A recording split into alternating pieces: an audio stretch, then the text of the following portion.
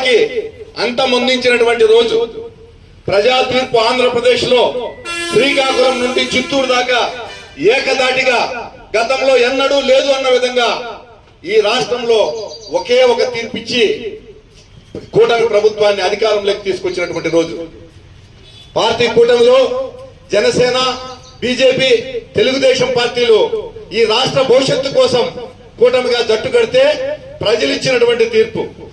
అంతకుముందు ఒక విధ్వంసకమైన పరిపాలన, రాక్షస పరిపాలన, కేవలం అప్పులు చేసి పట్టణాలను నొక్కడమే తెలిసినటువంటి పరిపాలన. ఈ రాష్ట్రంలో రౌడీ పరిపాలన ఏ విధంగా ఉంటుందో చూసాం.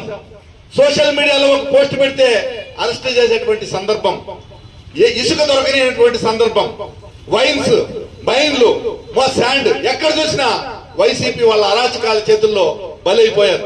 సామాన్య ప్రజలు బ్రతకలేని పరిస్థితి. ల్యాండ్స్ అయితే డీకేటీ ల్యాండ్లు దౌర్జన్యంగా లాక్కున్నారు.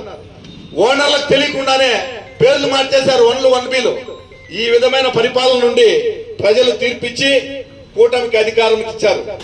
అధికారం అప్పగించిన తర్వాత ఈ సంవత్సర కాలంలో సూపర్ 6 అని ఏవైతే మనం చెప్పామో వాటిని తూచా తప్పకుండా అమలు చేసినటువంటి ఘనత ఈ ప్రభుత్వానికి. ఆ రోజు మనం చెప్పాం, పింఛన్లు పెంచిస్తాము అని చెప్పాం. 4000 పింఛన్లు ఇస్తామంటే ఎవరు నమ్మలా. పైగా 2 నెలలు కూడా ఇస్తామంటే ఎవరు నమ్మలా.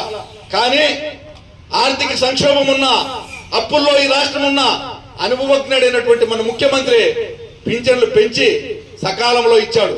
అది కూడా 1వ తారీఖున టెన్షన్గా ఇస్తున్నాడు. 1వ తారీఖు సెలవు అయితే ముందు దినం 31వ తారీఖు ఇస్తున్నాడు. ఇది తెలుగుదేశం పార్టీ కూటమి పరిపాలన. అంతేకాదు ఆ రోజు మా అమరావతి రాజధానిగా మనం ముందుకు పోతా ఉంటే